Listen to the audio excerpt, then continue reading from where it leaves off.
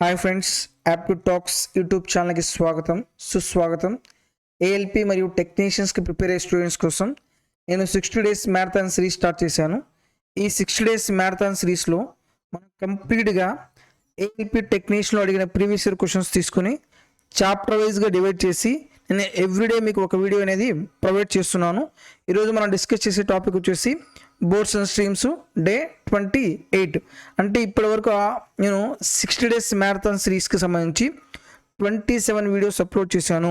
So everyday మీకు evening 9:30కి video అనేది upload చేయడం జరుగుతుంది, ఎక్సెప్ట్ సండే. సో ఈ సండే ఎందుకంటే ఈ సండే మొత్తం మీరు రివైజ్ చేయడానికి మీకు టైం ఇవ్వడానికి నేను ఆ సండే వీడియో అప్లోడ్ చేయడం లేదు. ఇప్పుడు దాకా అప్లోడ్ చేసిన ప్రతి వీడియో మీరు ఈ 60 డేస్ మ్యారథాన్ సిరీస్ మీ ఎగ్జామ్కి ముందు దయచేసి కంప్లీట్ చేయండి. ఎందుకంటే ఇవి ఎగ్జామ్లో అడిగిన క్వశ్చన్స్, సేమ్ మోడల్ క్వశ్చన్స్ మళ్ళీ రిపీట్ అయ్యే ఛాన్స్ చాలా ఎక్కువగా ఉంటుంది. ఓకే, నెక్స్ట్ దీనికి సంబంధించిన నేను ప్రతి class PDF app to talks Telegram గ్రూప్లో అప్లోడ్ చేస్తున్నాను. సో ఇక్కడ మీరు ఈ వీడియో చూసిన తర్వాత ఆ టెలిగ్రామ్ గ్రూప్లో ఆ క్వశ్చన్స్ అనేవి డౌన్లోడ్ చేసుకొని మళ్ళీ ప్రాక్టీస్ చేయండి. టాపిక్ నేమ్ వచ్చేసి బోట్ అండ్ స్ట్రీమ్. మనం ప్రీవియస్ ఇయర్ క్వశ్చన్స్ సాల్వ్ చేసే ముందు ఒక్కసారి basic concept boat and stream అంటే ఏంటిది, ఇక్కడ మనం ఎటువంటి లాజిక్స్ అప్లై చేయొచ్చు ఒకసారి బ్రీఫ్ ఎక్స్ప్లెయిన్ చేసిన తర్వాత మనం క్లియర్గా ఎగ్జామ్ పాయింట్ ఆఫ్ వ్యూలో క్వశ్చన్స్ అనేవి సాల్వ్ చేద్దాం. ఇప్పుడు జనరల్గా ఒక చిన్న ఎగ్జాంపుల్ తీసుకుంటే, నేను ఒక నదిలో ఈతకి వెళ్ళాను, లేదు సముద్రంలో వెళ్ళాను. ఉంటే 2 ఆబ్జెక్ట్ ఉంటే, ఒకటి పర్సన్ ఉంటాడు, లేకపోతే బోట్ అన్నా ఉంటుంది. పర్సన్ ఉంటే మ్యాన్ స్పీడ్ ఉంటుంది, బోట్ ఉంటే boat speed. First point, so నేను బోట్ తీసుకుంటే బోట్ స్పీడ్, ఆర్ మ్యాన్ వెళ్తే మ్యాన్ స్పీడ్ ఉంటుంది. ఇది మనం ఎంతో రిప్రజెంట్ చేద్దాం మనం. అలాగే మ్యాన్ స్పీడ్తో పాటు వాటర్ స్పీడ్గా ఉంటుంది. ఓకే, సో దీన్ని వాటర్ స్పీడ్ అనొచ్చు, లేదు స్ట్రీమ్ స్పీడ్ అనొచ్చు. Stream speed or current speed అంటారు. ఆ టెర్మినాలజీ తెలుసుకుంటే చాలా సరిపోతుంది. దీన్ని మనం ఎస్తో రిప్రజెంట్ చేద్దాం. ఓకే, జనరల్గా మ్యాన్ స్పీడ్ ఉంటే ఎమ్, కరెంట్ స్పీడ్ ఉంటే ఎస్. నెక్స్ట్ ఇంకా డౌన్ స్ట్రీమ్, అప్ స్ట్రీమ్ అనే 2 వర్డ్స్ ఉంటాయి అన్నమాట, ఎక్కువ కనబడతాయి మనకి. డౌన్ స్ట్రీమ్ మనం డిఎస్తో షార్ట్ కట్లో రాద్దాం. అలాగే అప్ స్ట్రీమ్ ఇవన్న షార్ట్ ట్రిక్లో యుఎస్ అని రాద్దాం. ఇప్పుడు మనం డౌన్ స్ట్రీమ్ మీరు జనరల్గా చూసుకుంటే, డౌన్ స్ట్రీమ్ అంటే ఏంది, నేను ఏ డైరెక్షన్లో ఈత కొడుతున్నానో సేమ్ వాటర్ స్పీడ్ కూడా అదే డైరెక్షన్లో ఉంటుంది. ఇలా ఉంటే మన స్పీడ్ పెరుగుతుంది కదా. సో స్పీడ్ పెరిగినప్పుడు ఏం చేయాలి, మ్యాన్ స్పీడ్కి కరెంట్ స్పీడ్ యాడ్ అవుతుంది. డౌన్ స్ట్రీమ్ ఎలా వస్తుంది మనకి, M+S. అలాగే అప్ స్ట్రీమ్ అంటే ఏంది, నేను ఒక డైరెక్షన్ వెళ్తే నాకు ఆపోజిట్ డైరెక్షన్లో కరెంట్ స్పీడ్ వస్తుంది, అప్పుడు నా స్పీడ్ ఏమవుతుంది, తగ్గుతుంది. అంటే అప్ స్ట్రీమ్ ఏమవుతుంది, M-S అవుతుంది. ఓకే, ఇది basic concept. For example boat speed 10 km/h తీసుకోండి, 10 km/h. కరెంట్ స్పీడ్ వచ్చేసి 4 km/h. ఇప్పుడు డౌన్ స్ట్రీమ్ ఏమవుతుంది, డౌన్ స్ట్రీమ్ అంటే ఇద్దరి యొక్క స్పీడ్స్ యాడ్ అవుతాయి. 10 + 4 ఎంత అవుతుంది, 14 km/h. అప్ స్ట్రీమ్ అంటే ఏమవుతుంది, స్పీడ్ తగ్గుతుంది. అంటే మ్యాన్ స్పీడ్లో నుంచి కరెంట్ స్పీడ్ తీసేస్తే 10 - 4 ఎంత అవుతుంది, 6 km/h. ఇక్కడ పాయింట్ జాగ్రత్తగా అబ్జర్వ్ చేయండి. మనకి ఎగ్జామ్లో డైరెక్ట్గా ఏం చేస్తాడంటే డౌన్ స్ట్రీమ్ స్పీడ్ ఇస్తాడు, ఎంత, 14 km/h. అలాగే అప్ స్ట్రీమ్ స్పీడ్ ఇస్తాడు, ఎంత, 6 km/h. మీరు మ్యాన్ స్పీడ్ కనుక్కోవాలంటే for example down stream X అనుకోండి, అప్ స్ట్రీమ్ వై అనుకోండి. మ్యాన్ స్పీడ్ కనుక్కోవాలంటే మ్యాన్ స్పీడ్ కానీ బోట్ స్పీడ్ కానీ కనుక్కోవాలంటే ఏం చేస్తారు, డైరెక్ట్గా యావరేజ్ కనుక్కోండి, X+Y/2. అలాగే స్ట్రీమ్ స్పీడ్ కనుక్కోవాలంటే ఏం చేస్తారు, X-Y/2. ఓకే, చూడండి ఇక్కడ X ఎంత, 14, Y ఎంత, 6. 14 + 6 ఎంత, 20/2, that is equal to 10 km/h. అదే కదా మ్యాన్ స్పీడ్ కానీ బోట్ స్పీడ్ కానీ. అలాగే స్ట్రీమ్ స్పీడ్ తీసుకోండి, X - Y. 14లో 6 పోతే ఎంత, 8/2. దట్ ఈజ్ ఈక్వల్ టు ఎంత అవుతుంది 4 kilometre per hour. Okay, same మన డైరెక్ట్ క్వశ్చన్స్ అనేవి ఇలా ఇస్తాడు. చాలా చోట్ల ఒక లాజికల్ పాయింట్ ఏంటంటే మనకి ఎక్స్ ప్లస్ వై వాల్యూ ఇస్తాడు. ఎక్స్ ప్లస్ వై వాల్యూ అనేది 20 అయింది, అలాగే ఎక్స్ మైనస్ వై వాల్యూ 10 అయితే ఎక్స్ వాల్యూ ఎంత, వై వాల్యూ ఎంత మనం కనుక్కోవాలి. ఈ టైప్ ఆఫ్ క్వశ్చన్స్ మనం జనరల్గా ఎలా చేస్తాం, ఇది ఈక్వేషన్ 1, ఇదేమో ఈక్వేషన్ 2, ఇంకా వై క్యాన్సిల్ చేస్తాం, ఎక్స్ వాల్యూ కనుక్కుంటాం, వచ్చిన ఎక్స్ వాల్యూని ఈక్వేషన్ 1లో కానీ ఈక్వేషన్ 2లో కానీ సబ్స్టిట్యూట్ చేసి క్యాలిక్యులేషన్ చేస్తాం. ఈ టైప్ ఆఫ్ క్వశ్చన్స్ కూడా సేమ్ ఇలాగే చేయండి. రెండు ఎక్స్ వాల్యూ కావాలనుకోండి, ఇందులో ఎక్స్ వైలో ఏది పెద్దది, ఎక్స్ పెద్దది. ఎక్స్ పెద్దదని ఎలా చెప్తున్నాను, ఎక్స్ మైనస్ వై అంటే ఏంది, ఎక్స్ వాల్యూ పెద్దది కాబట్టి వై వాల్యూ తీసేస్తున్నాను, అందుకని మైనస్ వచ్చింది. సో మీకు పెద్ద వాల్యూ కావాలంటే ఏం చేస్తారు, ఈ రెండింటిని యాడ్ చేయండి. 20 + 10/2 దట్ ఈజ్ ఈక్వల్ ఎంత అవుతుంది 30/2 దట్ ఈజ్ ఈక్వల్ టు 15. అలాగే స్మాలెస్ట్ వాల్యూ కావాలంటే ఏం చేయాలి, 20 మైనస్ తీసుకోండి. 20 - 10/2 that is equal to 10/2 that is equal to ఎంత అవుతుంది 5 కిలోమీటర్ పర్ అవర్. ఇక్కడ ఇంకోటి మన క్వశ్చన్స్లో స్పీడు డైరెక్ట్గా ఇవ్వచ్చు, స్పీడు డైరెక్ట్గా ఇవ్వచ్చు. అది ఎలాగా, ఇప్పుడు చెప్పే కదా 20 kilometre per hour 10 kilometre per hour speed డైరెక్ట్గా ఇవ్వచ్చు, ఒక పాయింట్. సెకండ్ పాయింట్, స్పీడ్ అనేది ఇండైరెక్ట్గా ఇస్తాడు. స్పీడ్ అనేది ఇండైరెక్ట్గా ఇస్తాడు. అంటే ఇండైరెక్ట్గా అంటే ఎలా ఇస్తాడు, ఇండైరెక్ట్గా ఇస్తారనమాట. ఇండైరెక్ట్ అంటే ఎలా ఇస్తాడు, స్పీడ్ ఈక్వల్ టు ఫార్ములా ఏంటిది, డిస్టెన్స్ బై టైం, అంతే కదా. సో కొంత డిస్టెన్స్ని ఇంత టైంలో వెళ్ళాడు, స్పీడ్ అనేది మనం కొనుక్కోవాలి. ఇది బేసిక్ పాయింట్స్ అనమాట. ఈ బేసిక్ పాయింట్స్ తెలిస్తే ప్రాబ్లమ్స్ అనేవి చాలా ఈజీ చేయొచ్చు. అలాగే నెక్స్ట్ ఏంటిది, స్పీడ్కి టైంకి ఏ రేషియోలో ఉంటుంది, ఇన్వర్స్ రేషియోలో ఉంటుంది. ఇప్పుడు డిస్టెన్స్ అనేది సేమ్గా ఉన్నప్పుడు స్పీడ్కి టైంకి ఇన్వర్స్ రేషియో. స్పీడ్ పెరిగితే టైం తగ్గుతుంది, స్పీడ్ తగ్గిస్తే టైం అనేది పెరుగుతుంది. ఇంతే బేసిక్ పాయింట్స్ ఉండేది. ఇప్పుడు మన ఎగ్జామ్లో ఉన్న క్వశ్చన్స్ తీసుకొని ప్రాబ్లమ్ సాల్వ్ చేద్దాం. First question, to go to a distance of 40 kilometre up stream a rower takes 8 hours while it takes her only 5 hours to go the same distance in downstream. What was the road speed in still water? Okay, first చూడండి, 20 kilometre up స్ట్రీమ్లో వెళ్ళడం వల్ల ఎన్ని hours పట్టింది, 8 hours. Up stream మనకి up stream ఎలా వస్తుంది, ఇస్తే డైరెక్ట్గా స్పీడ్ అవ్వచ్చు, లేకపోతే డిస్టెన్స్ బై టైం. స్పీడ్ ఎలా వస్తుంది, డిస్టెన్స్ బై టైమే కదా. అప్ స్ట్రీమ్లో ఎంత డిస్టెన్స్ వెళ్ళాడు, 40 కిలోమీటర్. ఎంత టైం పట్టింది, 8 hours. That is equal to ఎంత అవుతుంది, 5 కిలోమీటర్ పర్ అవర్. అలాగే డౌన్ స్ట్రీమ్ చూడండి, while it takes or only 5 hours to go the same distance down stream. Same distance ఎంత అవుతుంది, 40 బై ఎంత టైం పట్టింది, 5 hours. That is equal to ఎంత అవుతుంది, 8 kilometre per hour. Okay, what was the rower's speed, rower's speed అన్నా, man speed అన్నా, boat stream అన్నా మొత్తం సేమ్. నాకు రోవర్స్ స్పీడ్ కావాలి కాబట్టి ఏం చేస్తారు, down stream plus up stream by 2.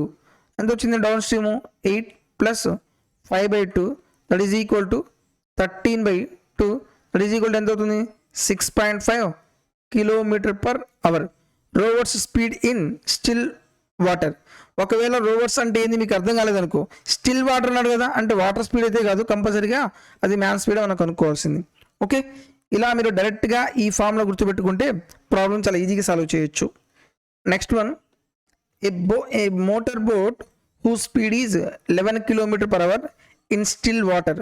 అంటే ఓన్లీ బోట్ స్పీడే ఇచ్చాడు, స్టిల్ వాటర్. ఓకే, వాటర్తో ఎటువంటి స్పీడ్ యాడ్ అవ్వకుండా ఓన్లీ మోటార్ స్పీడ్ అయితే 11 కిలోమీటర్ పర్ అవర్ వెళ్తుంది. Goes 28 kilometre down stream in 2 hours 20 minutes. Find the speed of the stream. Water speed మనం కనుక్కోవాలి. ఫస్ట్ బోట్ స్పీడ్ ఎంత ఇచ్చాడు, 11 kilometre per hour. Next it goes 28 kilometre down stream in 2 hours 20 minutes.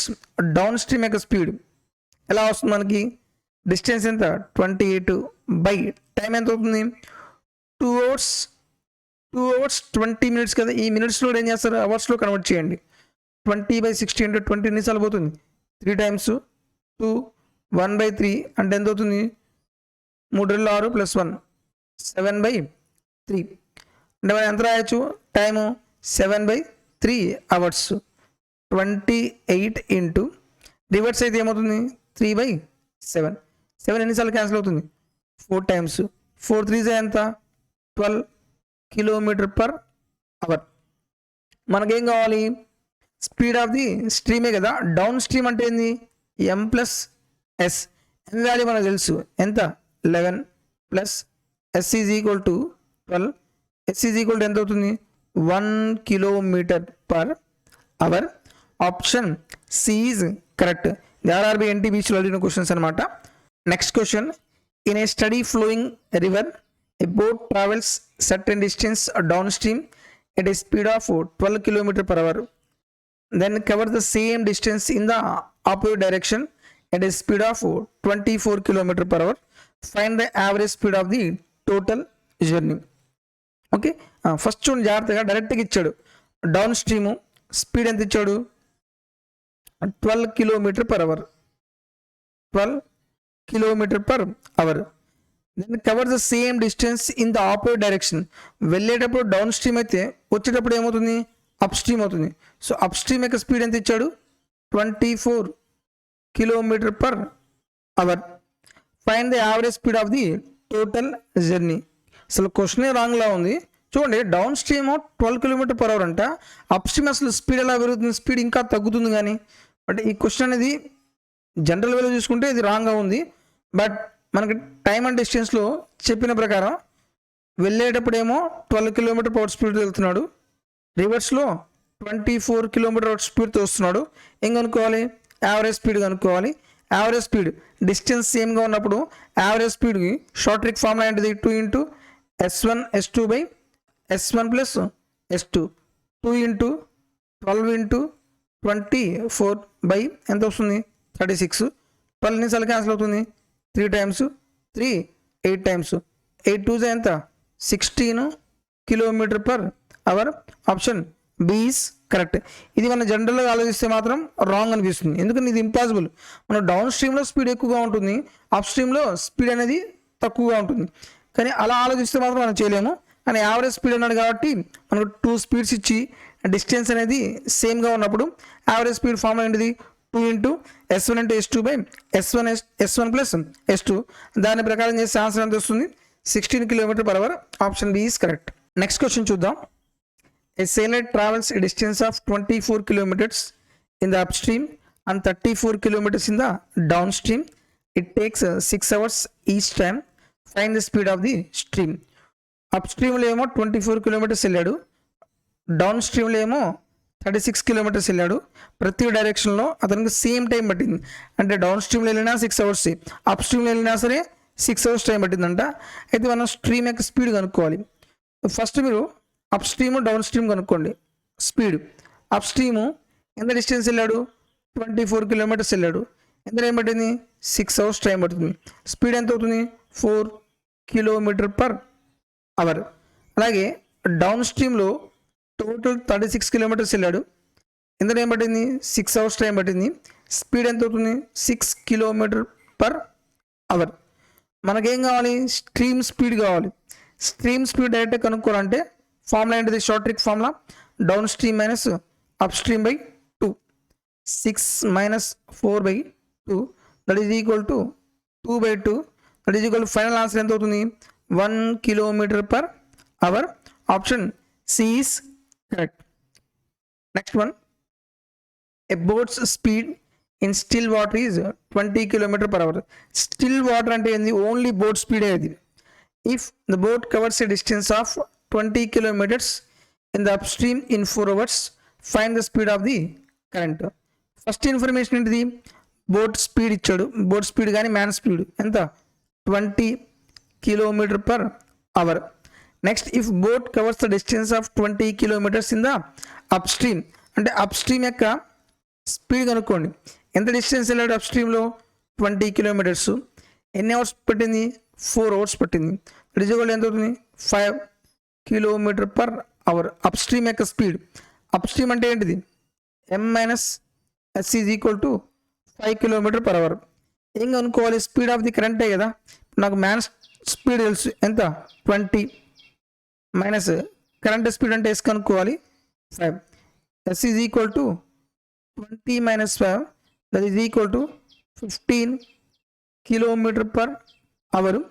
Option B is correct. Next one. The speed of a boat is 12 km per hour in still water. Still water అంటే only boat speed మాత్రమే ఉంది. If the boat covers a distance of 38 kilometers in the opposite direction of the stream. Opposite direction of a stream అంటే ఏంటిది? అది up stream అని. Same direction అంటే down stream అని. of water in 4 hours. Then the speed of the stream in kilometer per hour. ఇప్పుడు అడిగిన question same model. Okay, అందుకే నేను 60 days మ్యారథాన్ సిరీస్లో రైల్వే అడిగిన ప్రీవియస్ క్వశ్చన్స్ ఎందుకు తీసుకున్నాను అంటే ఎగ్జామ్లో కూడా సేమ్ మోడల్ రిపీట్ అవుతాయి. సేమ్ మోడల్ రిపీట్ అయ్యే క్వశ్చన్స్ మీరు ముందుగానే ప్రాక్టీస్ చేస్తే ఎగ్జామ్లో మీరు తక్కువ టైంలో మీరు క్వశ్చన్స్ అనేవి సాల్వ్ చేయొచ్చు. ఎందుకంటే ఎగ్జామ్లో మనకి చాలా తక్కువగా ఉంటుంది టైం. సో ఆ తక్కువ టైంలో మనం అన్ని క్వశ్చన్స్ సాల్వ్ చేయాలంటే ఒకే ఒక ప్రొసీజర్, ప్రీవియస్ ఇయర్ క్వశ్చన్స్ అని బాగా ప్రాక్టీస్ చేయాలి. Okay, first speed of the boat speed ఎంత? 12 కిలోమీటర్ పర్ అవర్ ఇచ్చాడు. 12 kilometre per hour. Next a boat covers a distance of 38 kilometres in opposite direction. అంటే ఇది up stream ఇచ్చాడు. ఎంత distance? 38 కిలోమీటర్స్ని ఎన్ని అవర్స్లో వెళ్ళాడు? 4 అవర్స్లో. 2 times 2 19 times 2 9 18 9.5 kilometre per hour. ఏం కనుక్కోవాలి? Speed of the stream S కనుక్కోవాలి. ఇప్పుడు m minus s is equal to ఎంత? 9.5. m వాల్యూ ఎంత ఇచ్చాడు? 12 minus speed of the stream 9.5. s is equal to ఎంత అవుతుంది? 12 minus 9.5 that is equal to 2.5 kilometre per hour. Option B is correct. నేను ఈ మొత్తం క్యాలిక్యులేషన్ రాశాను, అవసరం లేదు. మీరు డైరెక్ట్గా దీని యొక్క డిఫరెన్స్ తీసుకున్నా సరే ఆన్సర్ చేస్తుంది. ఓకే, మైండ్ క్యాలిక్యులేషన్ చేయాలి. అంతేగాని ఎగ్జామ్ పాయింట్ ఆఫ్ వ్యూలో ప్రతి క్వశ్చన్ మీరు పెన్ను పేపర్ యూజ్ చేయకూడదు. మీకు ఏంటంటే నేను ఎక్స్ప్లెయిన్ చేస్తున్నాను కాబట్టి ప్రతి point each and every point నేను రాస్తున్నాను. సో ఎగ్జామ్లో మాత్రం ఇంత డీటెయిల్గా మీరు చేయకూడదు. Next one, the speed of the stream is 4 kilometre per hour. A boat can go 40 km downstream and 12 km upstream in 4 hours. What is the speed in kilometer per hour of the boat in still water? Question జాగ్రత్తగా observe చేయండి. Speed of the stream ఇచ్చాడు. Speed of the stream అంటే water speed ఇచ్చాడు. Next ఒక boat అనేది 40 kilometres ఏమో down స్ట్రీమ్లో వెళ్ళింది, 12 కిలోమీటర్స్లో ఏమో అప్ స్ట్రీమ్లో వెళ్ళింది. టోటల్గా ఎంత టైం పట్టింది? 4 అవర్స్ టైం పట్టింది. అయితే స్పీడ్ ఆఫ్ ది బోట్ మనం కనుక్కోవాలి. టైంకి ఫార్ములా ఏంటిది? ఆ డిస్టెన్స్ బై స్పీడే కదా. ఫస్ట్ ఇన్ఫర్మేషన్ ఏమి ఇచ్చాడు? స్పీడ్ ఆఫ్ ది స్ట్రీమ్ అంటే స్ట్రీమ్ అంటే ఏంటిది? ఎస్ వాల్యూ ఇచ్చాడు 4 kilometre per hour. Next 40 kilometres ఏమో డౌన్ స్ట్రీమ్లో వెళ్ళాడు, అలాగే 12 కిలోమీటర్ ఏమో అప్ స్ట్రీమ్లో వెళ్ళాడు. టోటల్ టైం ఎన్ని అవర్స్ పట్టింది? 4 అవర్స్ టైం పట్టింది. నెక్స్ట్ 40 బై డౌన్ స్ట్రీమ్ అంటే ఏంటిది? m plus s plus 12 by up stream అంటే m minus s that is equal to 4 hours. 40 by m value కనుక్కోవాలి.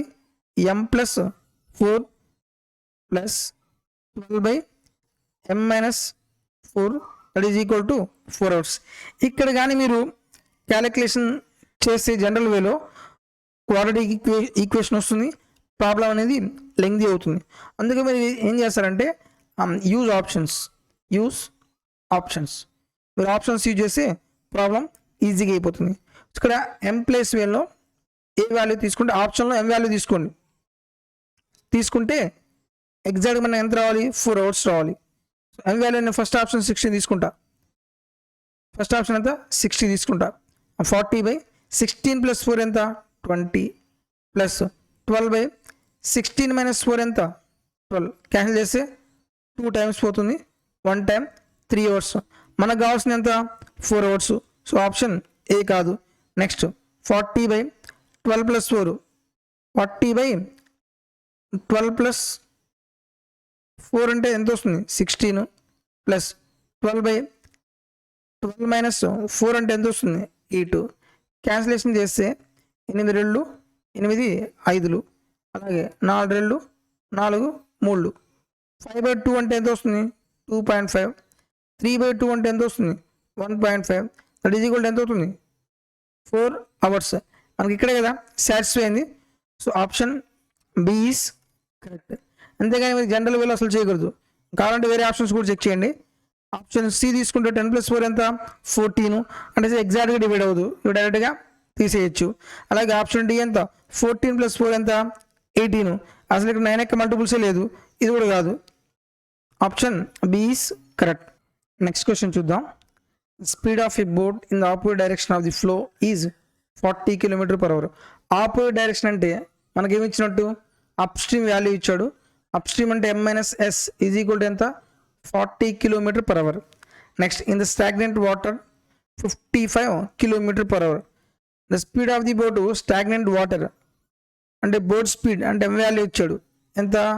55 km/h. What will be the speed of the boat in the flow direction of the stream? And same డైరెక్షనే కదా, same direction మనం ఏం కనుక్కోవాలి? Down stream value ఎంత మనం find out చేయాలి. చూడండి, m - s వాల్యూ ఎంత వచ్చింది? 40 వచ్చింది. m వాల్యూ ఎంత? 55 - s is equal to 40. s is equal to ఎంత అవుతుంది? 55 - 40 ఈజ్ ఈక్వల్ టు 15 km/h. ఇప్పుడు మనకి మ్యాన్ స్పీడ్ తెలుసు, అలాగే స్ట్రీమ్ స్పీడ్ తెలుసు. దీన్ని బేస్ చేసుకుని మనం డౌన్ స్ట్రీమ్ ఈజీగా ఫైండ్ అవుట్ చేయొచ్చు. Downstream is equal to m + s 55 + 15 that is equal to 70 km/h. Option B is correct. Next one, it takes 8 hours for a rower to cover a distance of 60 kilometers in upstream of a river, while it takes 5 hours to cover the same distance downstream. What will be the speed of the rower in stagnant water? Same model question అన్నమాట. So first upstream ఎంత distance వెళ్ళాడు? 60 km. ఎంత time పట్టింది? 8 hours time పట్టింది. 4 2 4 15. So upstream యొక్క speed ఎంత? 7.5 km/h. ఇప్పుడు మళ్ళీ డౌన్ స్ట్రీమ్లో వెళ్ళేటప్పుడు అప్ స్ట్రీమ్ అయితే రివర్స్లో ఏమవుతుంది? డౌన్ స్ట్రీమే. సేమ్ డిస్టెన్స్ అంటే ఎంత? 60 బై ఎంత టైం పట్టింది? 5 hours టైం పెట్టిందంట. దట్ ఈజ్ ఈక్వల్ ఎంత అవుతుంది? 12 km/h. మనకు అప్ స్ట్రీమ్ తెలుసు, డౌన్ స్ట్రీమ్ తెలుసు. ఇప్పుడు ఏం కనుక్కోవాలి? What will be the speed of the rover అంటే బోట్ స్పీడ్ కనుక్కోవాలి. m కనుక్కోవాలి. m ఎలా వస్తుంది? Down stream plus up stream by 2 that is equal to 12 + 7.5/2 ఎంత అవుతుంది? 19.5/2 కదా. 2 9 18 పాయింట్ 2 14 మళ్ళీ ఎంత ఉంది? 1 2 5 10 9.75 kilometers. Option C is correct. Next one, a man take twice the time to ride the boat in upstream as compared to ride the boat in the downstream. Find the ratio of the boat to the stream in the current water. So ఈ question చూడండి, చాలా చాలా important. Single లైన్లో ఈ question ఎలా చేయాలో జాగ్రత్తగా observe చేయండి. A man takes twice the time to ride the boat in upstream as compared to ride the boat in downstream. ఇక్కడ డౌన్ స్ట్రీమ్కి అప్ స్ట్రీమ్కి టైం రేషియో ఇస్తున్నాడు. అప్ స్ట్రీమ్లో డౌన్ స్ట్రీమ్లో ఎంత టైం పట్టిందో అప్ స్ట్రీమ్లో ఏమైంది? ట్వైస్ అయిందంట. ఫర్ ఎగ్జాంపుల్ డౌన్ స్ట్రీమ్లో 1 part అనుకోండి, అప్ స్ట్రీమ్ అవుతుంది 2 times అవుతుంది. అదే కదా, a man takes twice the time to ride the boat in the up stream as compared to ride the boat in down stream. Down స్ట్రీమ్లో ఎంత time పట్టిందో up స్ట్రీమ్లో వెళ్ళడానికి ట్వైస్ అంట. సో టైం రేషియో ఇచ్చాడు. డిస్టెన్స్ సేమ్గా ఉన్నప్పుడు స్పీడ్కి టైంకి ఏం రేషియోలో ఉంటుంది? ఇన్వర్స్ రేషియోలో ఉంటుంది. టైం రేషియో 1:2 అయితే స్పీడ్ రేషియో ఎంత? 2:1. ఈ పాయింట్ క్లియర్. నెక్స్ట్ ఏంటిది, find the ratio of boat to the stream in current water. Boat speed కనుక్కోవాలి, కరెంట్ స్పీడ్ కనుక్కోవాలి. ఇక్కడ చూడండి, మనకు డౌన్ స్ట్రీమ్ తెలుసు, అప్ స్ట్రీమ్ తెలుసు. నాకు ఎం కావాలి. ఎం ఎలా వస్తుంది, ఎం వాల్యూ ఎలా వస్తుంది, down stream plus up stream by 2. Stream speed ఎలా వస్తుంది, down stream minus up stream by 2. నేను మొత్తం రేషియో తీసుకుని ప్రాబ్లమ్ సాల్వ్ చేస్తున్నాను. సో మ్యాన్ స్పీడ్ కావాలంటే 2 + 1/2 రేషియో ఆఫ్ స్ట్రీమ్ స్పీడ్ ఎలా వస్తుంది, 2 - 1/2. ఈ 2 క్యాన్సిల్ అవుతుంది. 2 + 1 అంటే 3, 2 - 1 అంటే 1. సో రేషియో ఎంత వచ్చింది మనకి, 3:1. Option D is correct. Okay, so ఇలా మనం రైల్వేలో అడిగిన ప్రతి క్వశ్చన్ తీసుకుని నేను చాప్టర్ వైజ్గా డివైడ్ చేసి క్లియర్గా మీకు ఎక్స్ప్లెయిన్ చేస్తున్నాను. సో దయచేసి ఈ 60 days మ్యారథాన్ సిరీస్ మీరు కంప్లీట్గా బాగా ప్రాక్టీస్ చేయండి.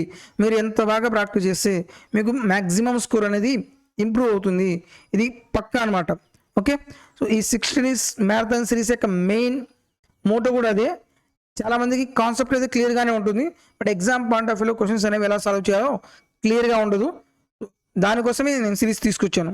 సో దయచేసి ఎగ్జామ్కి ముందు కంపల్సరీగా ఈ 60 days మ్యారథాన్ సిరీస్లో అన్ని వీడియోస్ మీరు కంప్లీట్గా చూసి మీరు ఎగ్జామ్కి వెళ్ళండి.